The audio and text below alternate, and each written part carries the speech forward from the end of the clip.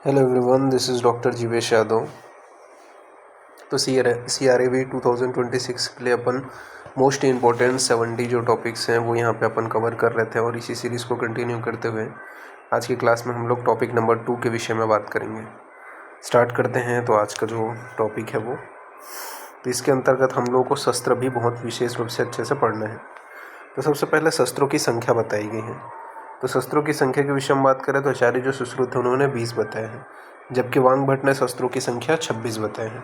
तो आचार्य सुश्रुत के अनुसार शस्त्रों की संख्या 20 है, वांग भट्ट के अनुसार 26 है। ठीक है। पहला है आपका मंडलाग्र। ठीक है। मंडलाग्र का जो प्रयोग है वो छेदन तथा लेखन के लिए किया जाता है। तो छेदन व लेखन कार्य हेतु कौन से शस्त्र का प्रयोग किया जाता है? मंडलाग्र का प्रयोग किया जाता है। फिर नेक्स्ट है आपका वृद्धि पत्र। तो वृद्धि पत्र की जो संख्या है वो 2 है। ठीक है।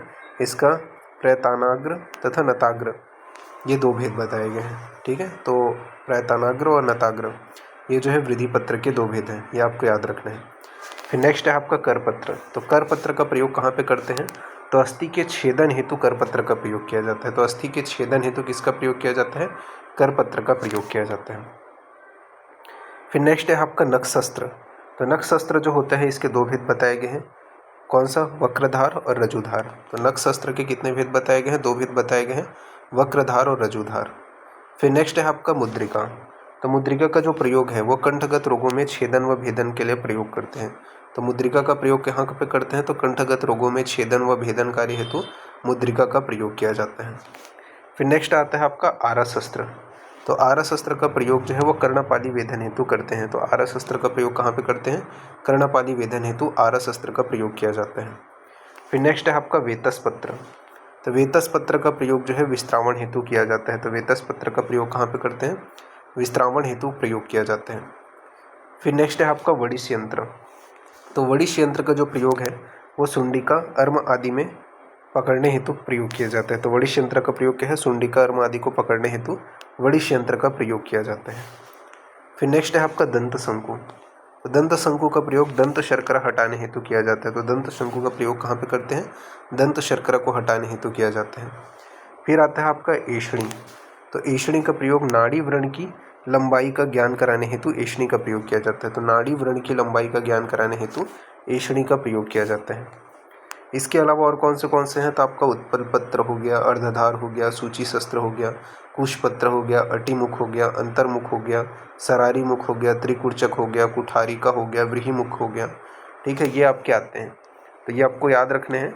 बाकी के जो कार्य हैं वो इतने इंपॉर्टेंट नहीं है जिनसे क्वेश्चन अराइज होते हों। जिनसे क्वेश्चन अराइज होते हैं वो यहाँ पे मैंने लिखा हुआ है। ठीक है, तो ये आपको ध्यान में रखना है। तो ये आपको याद रखने हैं। कितने हैं? टोटल शस्त्र की संख्या 20 है। कौन सा? मंडलाग्र, वृद्धि पत्र, कर पत्र, नख शस्त्र, मुद्रिका, आरा शस्त्र, वेतस पत्र, वड़िश यंत्र, दंत शंकु, एषणी, उत्पल पत्र, अर्धाधार, सूची शस्त्र, कुश पत्र, अटिमुख, अंतर्मुख, सरारी मुख, त्रिकुर्चक, कुठारिका और व्रीहिमुख। ये आपको ध्यान में रखना है। इसके अलावा वांग भट्ट अनुसार 26 बताए गए हैं। ठीक है, तो 20 के अलावा और कौन से 6 ऐड करते हैं वांग भट्ट? तो सर्पमुख। तो सर्पमुख का जो प्रयोग है वो कर्णनासा व अर्बुद के छेदनार्थ किया जाता है। तो ये चीज़ याद रखना कि सर्पमुख का प्रयोग कहाँ पे कर रहे हैं? तो कर्णनासा व अर्बुद के छेदनार्थ सर्पमुख का प्रयोग किया जाता है। फिर लिंगनाशक शलाका का प्रयोग कहाँ पे करते हैं? तो लिंगनाशक जो शलाका है उसका प्रयोग लिंगनाश में वेधन हेतु किया जाता है। तो लिंगनाशक शलाका का प्रयोग कहाँ पे करते हैं? लिंगनाश में वेधन हेतु करते हैं। इसके बाद में आता है आपका कुर्च। तो कुर्च का जो प्रयोग है वो निलिका, व्यंग, केस के उखाड़ने में तथा कुट्टन कार्य हेतु प्रयोग किया जाता है। तो कुर्च का प्रयोग निलिका, व्यंग, केसों को उखाड़ने में तथा कुट्टन कार्य के लिए कुर्च का प्रयोग करते हैं। फिर आ जाता है आपका खज। तो खज का जो प्रयोग है वो मंथन कर नासिका से विस्त्रावण यानी कि रक्त को निकाला जाता है। तो खज का प्रयोग मंथन कर नासिका से विस्त्रावण यानी कि रक्त को निकालने के लिए खज का प्रयोग करते हैं। फिर आता है आपका करतारी। तो करतारी का प्रयोग जो है स्नायु, शूत्र और बालों को काटने हेतु तथा करतारी समछेदन हेतु करतारी का प्रयोग करते हैं। तो स्नायु, शूत्र और बालों को काटने हेतु तथा करतारी समछेदन हेतु करतारी का प्रयोग किया जाता है।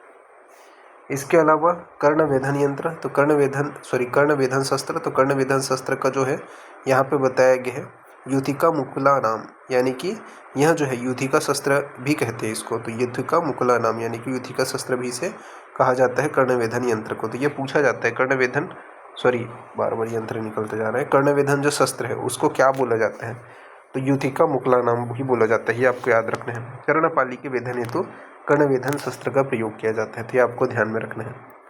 फिर शस्त्रों के कर्म के विषय में बात कर लेते हैं, तो ये बहुत इंपॉर्टेंट है, इससे क्वेश्चन आता ही आता है ऐसा मान के चलो।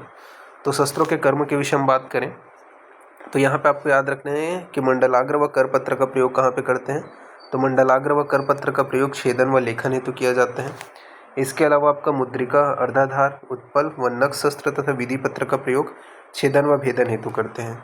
तो मुद्रिका, अर्धाधार, उत्पल, नख शस्त्र व विधि पत्र का प्रयोग छेदन व भेदन हेतु किया जाता है।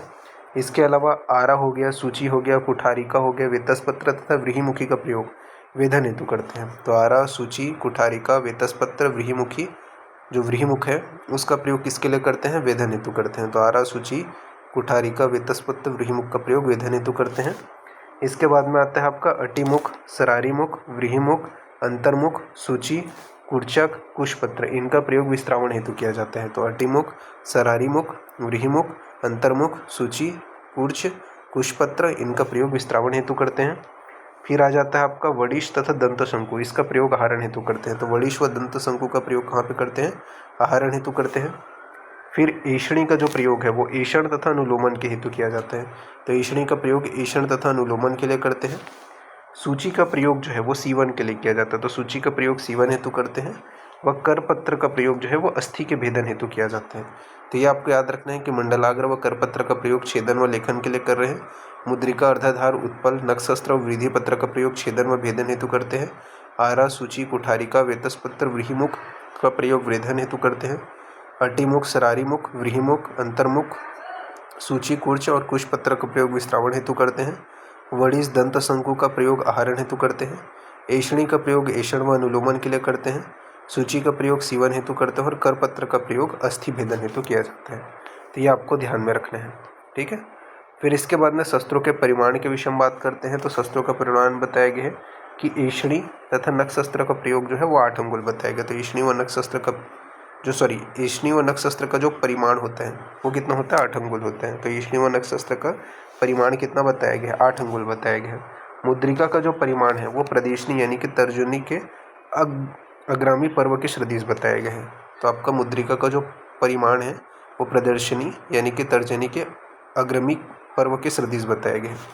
फिर आपका सरारीमुख, तो सरारीमुख जो है वो 10 अंगुल होता है, ठीक है।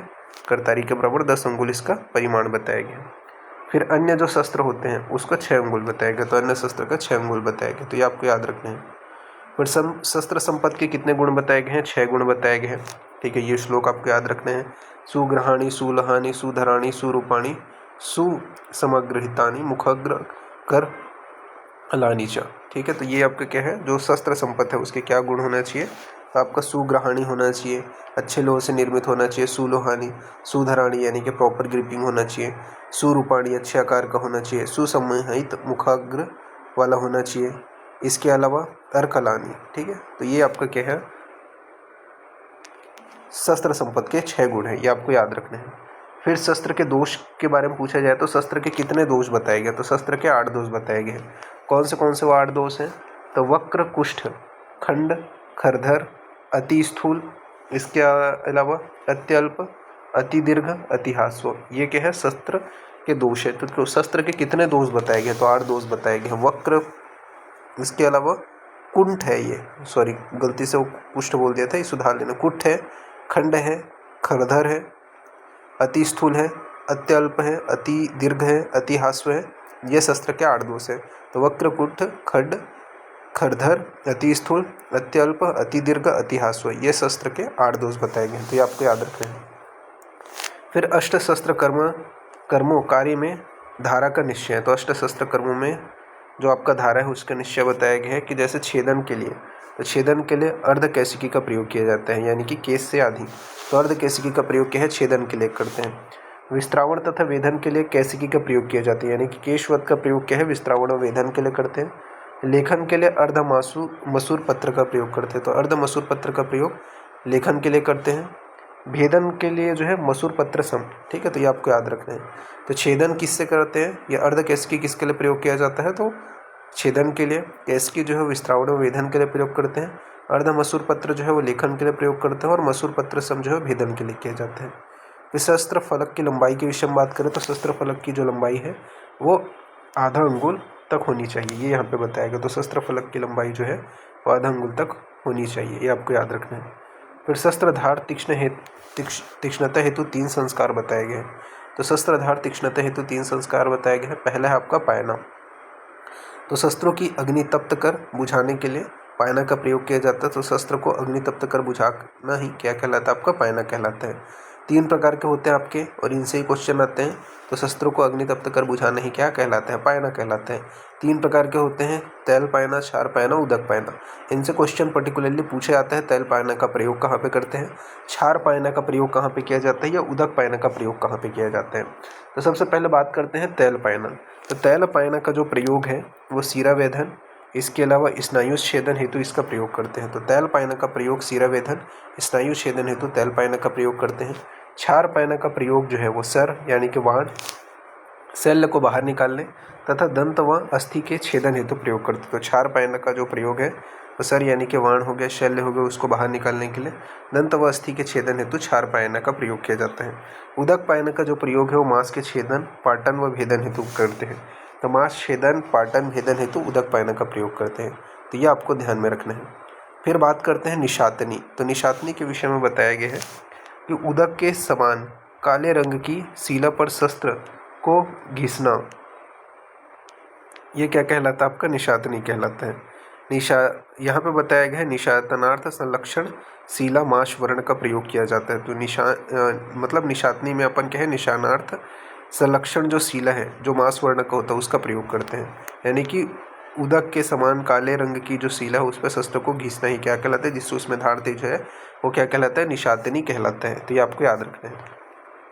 इसके बाद में धार संस्थापन के विषय में बताया गया। तो धार संस्थापन के विषय में बात करें तो यहाँ पे आपका बताया गया धार संस्थापन में कि सालमली वृक्ष की लकड़ी के फलक पर घिसना जब तक कि शस्त्र रोम का छेदन न करने लगे तब तक उसे सम्यक तेज समझना चाहिए। मतलब ये है धार संस्थापन कैसे करते हैं। तो धार को संस्थापन जो है सालमली वृक्ष की लकड़ी में फलक पर जो है वो उसको घिसते हैं, तब तक घिसते हैं जब तक जो शस्त्र है वो आपके रोम का छेदन ना कर दे, ठीक है, तब तक उसे घिसते हैं। तो वो क्या कहलाता है, आपका धार संस्थापन कहलाता है, ठीक है। जब वो रोम का छेदन कर दे तब उसे अपन क्या है, सम्यक तेज समझेंगे। फिर शस्त्र कोश के विषय में बताया गया है। तो शस्त्र कोश जो होता है वो आपका क्या होता है, 9 अंगुल चौड़ा 12 अंगुल लंबा होता है। शस्त्र कोश का जो वर्ण है वो अष्टांग संग्रह वर्णन जो है वो आपका अष्टांग संग्रह ने किया है। तो शस्त्र कोश का वर्णन किसने किया है, अष्टांग संग्रह ने किया है। तो ये आपको ध्यान में रखना है। फिर अनुशस्त्र के विषय में बात कर लेते हैं। तो अनुशस्त्र के विषय में बताया गया है कि शस्त्र न होते हुए भी शस्त्रों के समान जो कार्य करता है उसे अनुशस्त्र कहते हैं। तो शस्त्र न होते हुए भी जो अनुशस्त्रों के समान कार्य करते हैं उसे अपन क्या कहते हैं, शस्त्रों के समान कार्य करते हैं उसे अनुशस्त्र कहते हैं। अष्टांग हृदय ने इसकी संख्या 17 बताई है और सुश्रुत ने इसकी संख्या 14 बताई है। तो ये याद रखना, अष्टांग हृदय ने जो है अनुशस्त्रों की संख्या 17 बताई है और सुश्रुत ने 14 बताई है। कौन से हैं आपके, तो बांस हो गया, स्फटिका हो गया, कांच हो गया, कुरविंद हो गया, अग्नि, क्षार, जलौका, बाल, नख, अंगुली, गोजीवा, करारी, शेफालिका पत्र, शाक पत्र, ये आपके क्या हैं, अनुशस्त्र के अंतर्गत आते हैं। तो बांस, स्फटिका, कांच, कुरविंद, अग्नि, क्षार, जलौका, बाल, नख, अंगुली, गोजीवा, करीर, शेफालिका पत्र और शाक पत्र, ये अनुशस्त्र के अंतर्गत आते हैं। ये आपको ध्यान में रखना है। इसके बाद में त्वक चतुर्वर्ग के विषय में बात करते हैं। तो त्वक चतुर्वर्ग के अंतर्गत बांस, स्फटिका, कांच, कुरविंद आते हैं। शिशु व शस्त्र भीरु व्यक्ति में शस्त्र भाव में छेदन तथा भेदन हेतु इसका प्रयोग करते हैं। नख का जो प्रयोग है वो आहरण, छेदन व भेदन हेतु किया जाता है। तो नख का प्रयोग आहरण, छेदन व भेदन हेतु प्रयोग करते हैं, जबकि गोजीविका, शेफालिका व शाक पत्र का प्रयोग विस्त्रावण हेतु किया जाता है। तो ये क्वेश्चन पूछा जाता है कि गोजीवा, शेफालिका, शाक पत्र इसका प्रयोग किसके लिए करते हैं, विस्त्रावण के लिए करते हैं, जबकि नख का प्रयोग जो है आहरण, छेदन, भेदन हेतु किया जाता है। वांग भट्ट ने यहाँ पे बताया है, वांग भट्ट अनुसार समुद्र फेन, सूखा गोबर व सूर्यकांत ये 3 अतिरिक्त माने गए हैं, ठीक है। तो ये आपको ध्यान में रखना है। वांग भट्ट अनुसार कौन से अतिरिक्त बताए गए हैं, तो समुद्र फेन, सूखा गोबर और सूर्यकांत, ये 3 अतिरिक्त माने हैं। ठीक है, तो ये आपको याद रखना है। फिर नेक्स्ट अपन आगे बढ़ते हैं। शस्त्रों के प्रयोग के पूर्व क्या कर्तव्य बताए गए हैं। तो शस्त्रों के पूर्व के प्रयोग यहाँ पे कर्तव्य बताए गए हैं कि प्राक शस्त्र कर्म कर्मणश्चेष्टा भोज्येद अन्न मारुता पानपम पायने मध्य तीक्ष्ण यो वेदना क्षमा न मूर्छात अन्न संयोगान मल शस्त्र न बूधियेत। अर्थात यहाँ पे अपने को सबसे पहले क्या है, आहार ग्रहण के विषय में बताया गया। तो आहार ग्रहण में क्या बताया गया है, प्राग शस्त्र कर्मणश्चेष्टा, यानी कि जो प्रिय अन्न है वो खिलाना है। तो आहार ग्रहण में प्रिय अन्न खिलाने के विषय में बताया गया, यानी कि अन्न के उपयोग से रोगी का जो है घातन मूर्छा नहीं आती है। ठीक है, तो ये जो है आपका प्रिय अन्न का प्रयोग करने के विषय में बताया गया है कि इसका प्रयोग करने से क्या है, जो रोगी है उसको घातक मूर्छा नहीं आती है। इसके अलावा तीक्ष्ण अन्नपान कराने के विषय में बताया गया है। तो तीक्ष्ण अन्नपान कराने के विषय में क्या बोला गया है कि तीक्ष्ण मध्य पिलाएं, जिससे क्या है नशे में होने से शस्त्र कर्म जन्य जो पीड़ा है उसका अनुभव नहीं होता है। तो तीक्ष्ण मध्य का पान कराना है। तीक्ष्ण मध्य पान कराने से क्या है, मध्य पिलाने से उसे जो पीड़ा है, ठीक है, शस्त्र कर्म के कारण उसका अनुभव नहीं होता है।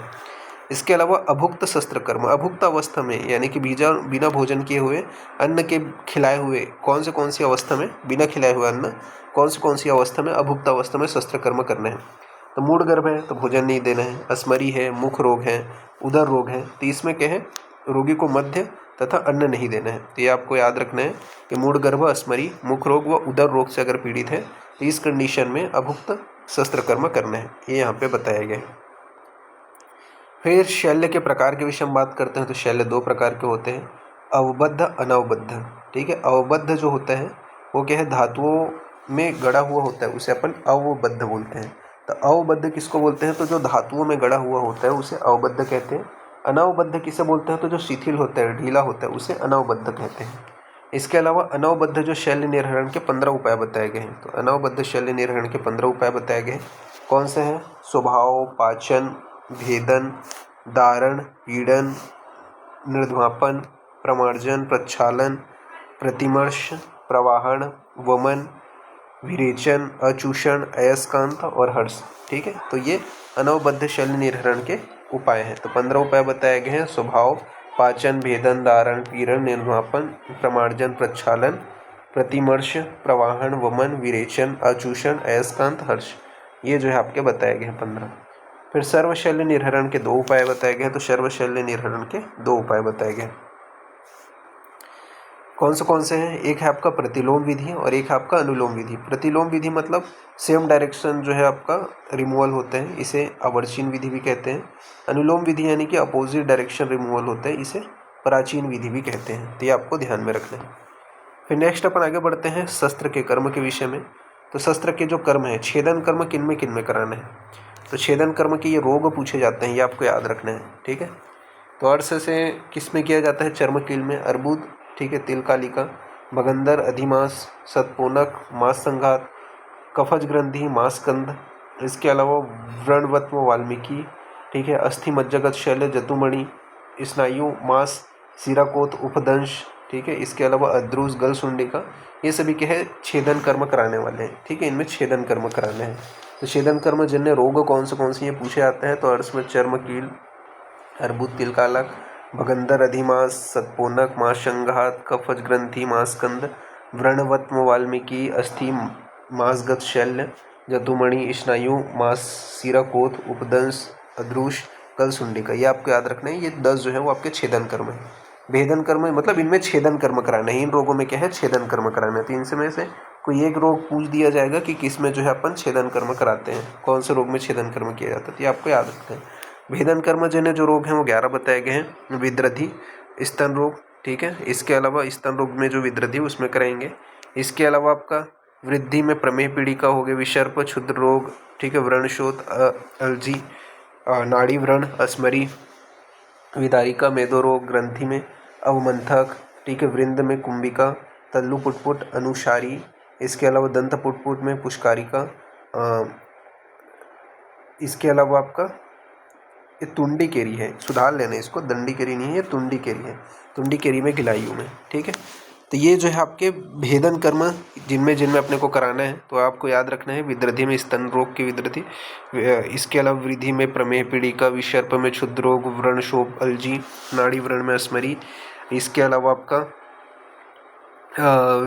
विदारिका में मेदोरोगत है, ग्रंथि अवमंथक, वृंद में कुंभिका, तालु पुटपुट है तो अनुसुई, ठीक है, दंत पुटपुट में पुष्कारिका में कराएंगे, और तुंडी केरी में गिलायु में कराया जाता है। तो ये भेदन कर्मजन्य जो रोग हैं, तो ये आपको ध्यान में रखना है, भेदन कर्म किन में कराते हैं, इनसे क्वेश्चन पूछे आते हैं। फिर नेक्स्ट अपन आगे बढ़ते हैं, बात करते हैं लेखन कर्म। तो लेखन कर्म किन में कराना चाहिए, तो लेखन कर्म आपका रोहिणी हो गया, ठीक है, इसके अलावा आपका किलास हो गया, मंडल कुष्ठ हो गया, उपजीविका हो गया, अधिजीविका हो गया, नेत्रवत्म हो गया, दंत वैदर्भ हो गया, मांसकंदी हो गया, मांसोन्नत हो गया, इसके अलावा ग्रंथि रोग हो गया। इनमें क्या है, लेखन कर्म कराते हैं। तो याद रखना है, रोहिणी, किलास, मंडल कुष्ठ, उपजीविका, अधिजीविका, नेत्रवत्म, दंत वैदर्भ, मांसकंदी, मांसोन्नत, ग्रंथि रोग, इनमें लेखन कर्म कराते हैं। वेदन कर्म के विषय में बात करें तो विकृत सिरा हो गया, दकोदर हो गया, मूत्र विधि हो गया, पक्व गुल्म हो गया, इसके अलावा कर्दम विसर्प हो गया, इनमें वेदन कर्म कराते हैं। तो वेदन कर्म विकृत शिराएं, दकोदर, मूत्र वृद्धि, पक्व गुल्म व कर्दम विसर्प, इनमें वेदन कर्म कराते हैं। आहरण कर्म के विषय में बात करें तो आहरण कर्म जो है वो दंत शर्करा, पाद शर्करा, मूत्र शर्करा, अस्मरी, मूढ़ गर्भ, शरीर, सरस शल्य, दंतमल, कर्णमल और गुदवत, ठीक है, इसमें क्या कराते हैं अपन लोग, आहरण कर्म कराते हैं। तो दंत शर्करा, पाद शर्करा, मूत्र शर्करा, अस्मरी, मूढ़ गर्भ, शरीर शल्य, दंतमल, कर्णमल, ठीक है, गुदवर्ष, इसमें क्या है, आहरण कर्म कराते हैं। ऐषण कर्म किन में कराते हैं, तो जो उन्मार्गी व्रण है, नाड़ी व्रण है, शल्युक्त व्रण है, इनमें ऐषण कर्म कराया जाता है। तो उन्मार्गी व्रण, नाड़ी व्रण व शल्युक्त जो व्रण है उसमें ऐषण कर्म कराया जाता है। तो ये आपको याद रखना है, लेखन, वेदन, आहरण, ऐषण, ये किन में कराया जाता है करके, ठीक है। फिर नेक्स्ट बात करते हैं सीवन कर्म। तो सीवन कर्म बताया गया, मेद समुत्थित भेदन व्रण सुलेखित गदा, ठीक है, तो आपके मेद समुत्थित जो व्रण है, ठीक है, भेदन के पश्चात सुलेखित में है, उसमें क्या है, सीवन कर्म कराते हैं। चल अस्थि आश्रित होने वाले जो सद्य व्रण होते हैं उसमें सीवन कर्म कराया जाता है। तो ये आपको याद रखना है। इसके बाद में विस्त्रावण कर्म के विषय में बात करते हैं। तो विस्त्रावण कर्म किस में कराए जाते हैं, तो सभी प्रकार के जो अर्बुद हो गए, सभी प्रकार के विसर्प हो गए, सभी प्रकार के जो विद्रथी है, ठीक है, जो आपके वातज पित्तज कफज ग्रंथि हैं, वातज पित्तज कफज उपदंश है, इसमें विस्त्रावण कर्म कराते हैं। सभी प्रकार के अर्बुद, सभी प्रकार के विसर्प, सभी प्रकार के विद्रथी तथा वातज पित्तज कफज ग्रंथि, वातज पित्तज कफज उपदंश, इसमें क्या है, विस्त्रावण कर्म कराते हैं। इसके अलावा स्तन रोग हो गया, क्षुद्र रोग हो गया, कुष्ठ हो गया, श्लीपद हो गया, विदारिका हो गया, इसमें विस्त्रावण कर्म कराते हैं। तो स्तन रोग, क्षुद्र रोग, कुष्ठ, श्लीपद, विदारिका, इसमें विस्त्रावण कर्म कराते हैं। ओष्ठ रोग में बताया गया है, तो ओष्ठ रोग में पित्तज, कफज व रक्तज तथा जो रक्तज जो ओष्ठ रोग है उसमें क्या कराते हैं अपन लोग, विस्त्रावण कर्म कराते हैं। तो पित्तज, कफज व रक्तज ओष्ठगत रोग में विस्त्रावण कर्म कराते हैं। दंत रोग के विषय में बात करें तो शीताद, शौशीर, उपकोष, कृमिदंत, दंतवेष्ट, दंतपुटपुट, इसमें क्या है, अपन विस्त्रावण कर्म कराते हैं। तो दंतगत जो रोग है उसमें शीताद, शौशीर, उपकोष, कृमिदंत, दंतवेष्ट, दंतपुटपुट, इसमें क्या है, विस्त्रावण कर्म कराते हैं। तालुगत रोग में तालुकंटक में जो है विस्त्रावण कर्म कराया जाता है। तो तालुगत रोग में तालुकंटक में विस्त्रावण कर्म कराते हैं। कंठगत रोग में गल शालुका में जो है विस्त्रावण कर्म कराया जाता है। तो गल शालुका में जो है वो विस्त्रावण कर्म कराए जाते हैं, कंठगत रोग है। कर्ण रोग में कर्णपाली रोगों में जो है विस्त्रावण कर्म कराते हैं। तो ये आपको याद रखना है। फिर बात करते हैं असीव्य व्रण, ठीक है, जिसको सीवन नहीं करना है। तो असीव्य व्रण कौन से हैं, तो क्षार, अग्नि, विषजुष्ट जो व्रण है वो असीव्य व्रण के अंतर्गत आते हैं। तो क्षार, अग्नि व विषजुष्ट जो व्रण है वो असीव्य व्रण है। मारुतवाहिनी जो व्रण है वो भी असीव्य व्रण के अंतर्गत आते हैं। जिनके भीतर दूषित रक्त और शल्य शेष हो, ठीक है, वो भी क्या है, आपका असीव्य व्रण है। तो जिनके अंतर्गत दूषित रक्त और आपके क्या है, शल्य शेष हो, वो भी क्या है, आपके असीव्य व्रण है। वांग भट्ट ने बताया है कि वक्षण कक्षा में स्थित अल्प चलायमान मांस व्रण जो होता है वो असीव्य व्रण होता है करके। तो वांग भट्ट ने बताया है कि वक्षण कक्षा में स्थित अल्प चलायमान मांस व्रण जो होता है वो क्या है, असीव्य व्रण होते हैं, ये वांग भट्ट ने कहा है। तो ये आपको ध्यान में रखना है। फिर इसके बाद में सीवन द्रव्य के विषय में बात करते हैं। तो सीवन द्रव्य में बताया गया है कि सूक्ष्म सूत्र, अस्मंतक, छाल के रेशे, और सन के सूक्ष्म क्षौम सूत्र, घोड़े के बाल, मुर्वा और गिलायु के तंतु, ये क्या है? सीव्य द्रव्य है। तो ये आपको याद रखना है कि सूक्ष्म सूत्र हो गया, अस्मंतक हो गया, छाल के रेशे हो गए, सन के सूक्ष्म हो गया, क्षौम सूत्र हो गया, घोड़े के बाल हो गए, मुर्वा हो गया, गिलायु के तंतु हो गए, ये क्या है? सीव्य द्रव्य है। फिर सीवन के प्रकार के विषय में बात करते हैं तो 4 प्रकार बताए गए। तो सीवन के 4 प्रकार बताए गए हैं। विलितक, ठीक है, रजुग्रंथि, गोफणिका और तंतु सेवनी, ठीक है। ये जो है सीवन के 4 प्रकार हैं। तो विलितक, रजुग्रंथि, गोफणिका और तुन्न सेवनी, ये सीवन के 4 प्रकार हैं। ये आपको ध्यान में रखना है। फिर सूची के स्वरूप के विषय में बात करते हैं तो मालती पुष्प के वृंत के अग्रभाग के समान गोल, मोटी व तीक्ष्ण अग्र वाला होता है। तो सूची का स्वरूप कैसा होता है? तो यहाँ पे बताया गया है मालती पुष्प के वृंत के अग्रभाग के समान गोल, मोटी और तीक्ष्ण अग्र वाला सूची स्वरूप होता है। सूची के प्रकार के विषय में बात करें तो 3 प्रकार बताए गए हैं, ठीक है। कौन से हैं? वृंत गुल द्वयम, ठीक है। वृंत गुल द्वयम के विषय में बताया गया है कि अल्प मास वाले अंग में तथा संधियों में होता है। तो वृंत अंगुल द्वयम, तो वृंत अंगुल द्वयम में अल्प मास वाले व अंग में तथा संधियों में होता है। तो ये आपको याद रखना है। इसका जो यहाँ पे बताया गया है, देशे अल्प मासे संधौ च सूची वृंत अंगुल द्वयम, ठीक है। तो ये क्या है? आपका बताया गया। फिर त्वय अंगुल त्रयसाम, तो इसमें बताया गया है अधिक मास वाले आयत स्थान में होते हैं। तो त्रय अंगुल त्रयस्त्राम, अधिक मास वाले व आयत स्थान में होते हैं। तो इसमें बताया गया आयत त्रयंगुल त्रयस्त्र मासेत व अपि पूजिता, ठीक है। तो ये आपको ध्यान में रखना है। फिर धनुवक्र, तो धनुवक्र में बताया गया है कि मर्म स्थान वृषण कोश व उदर के सीवन के लिए। तो धनुवक्र में बताया गया है कि मांस स्थान, व्रण कोश व उदर के सीवन के लिए धनुवक्र का प्रयोग किया जाता है। तो धनुवक्र हिता मर्म फल कोशो दरोपरि, ठीक है। तो ये आपको ध्यान में रखना है। फिर नेक्स्ट अपन बात करते हैं शस्त्र अतियोग के लक्षण के विषय में। तो शस्त्र के अतियोग का क्या लक्षण है? तो शस्त्र के अतियोग का लक्षण बताया गया। पहला मांस मर्म वृद्धि, तो मांस मर्म वृद्धि में बताया गया है शस्त्र का अतियोग हो गया है, ठीक है। अब मांस मर्म में वृद्धता अगर आ गया है, ठीक है, ये वृद्धि नहीं है, ये वृद्धता है, ठीक है, सुधार लेना। मांस मर्म में अगर वृद्धता आ गई, यानी कि मांस मर्म में ज़्यादा शस्त्र का प्रयोग हो गया है, उसमें वृद्धता आ गया है, तो उसके क्या लक्षण है? तो क्या क्या आएगा? तो भ्रम होगा, प्रलाप हो गया, श्वास की जो गति है ऊर्ध्व हो जाएगी तो ऊर्ध्व श्वास होगा, मूर्छा आ जाएगी, मासोदक सम इस रक्त का स्त्राव हो गया, ठीक है। तो मासोदक के समान जो है रक्त स्त्राव हो गया। सर्व इंद्रियार्थ, इसके अलावा ग्रहण शक्ति, शरीर व त्वचा का पांडुवर्ण का होना, यह मांस मर्म की वृद्धता का लक्षण है। तो भ्रम, प्रलाप, ऊर्ध्व श्वास, मूर्छा, मासोदक सम रक्त स्त्राव, सर्व इंद्रियार्थ, ग्रहण शक्ति, शरीर व त्वचा का पांडुवर्ण का होना, यह मांस मर्म की वृद्धता का लक्षण है। सीरा की वृद्धता के विषय में बात करें तो सीरा में वृद्धता का क्या लक्षण है? तो इंद्र गोपशम, रक्त स्त्राव, अधिमंत व शिरोरोग, ये क्या है? सीरा वृद्धता का लक्षण है। तो इंद्र गोपशम, रक्त स्त्राव, अधिमंत व शिरोरोग, ये जो है सीरा वृद्धता का लक्षण है। फिर स्नायु वृद्धता का क्या लक्षण है? तो स्नायु वृद्धता में बताया गया है कि कुबड़ापन आ जाता है, शरीर अवयवों की ग्लानि होती है, क्रिया शक्ति, तीव्र वेदना तथा व्रण का देरी से रोहित होना, ये जो है स्नायु वृद्धता का लक्षण है। तो कुबड़ापन, शरीर अवयव ग्लानि, क्रिया शक्ति, तीव्र वेदना, व्रण का देरी से रोहित होना, ये स्नायु वृद्धता का लक्षण है। फिर संधि छत के विषय में बात करते हैं तो संधि छत में बताया गया है कि शोफ की अतिवृद्धि का होना, भयंकर वेदना का होना, बल का क्षीणता का होना, पर्व भेद होना, कार्य का अभाव होना, ये क्या है? संधि छत का लक्षण है।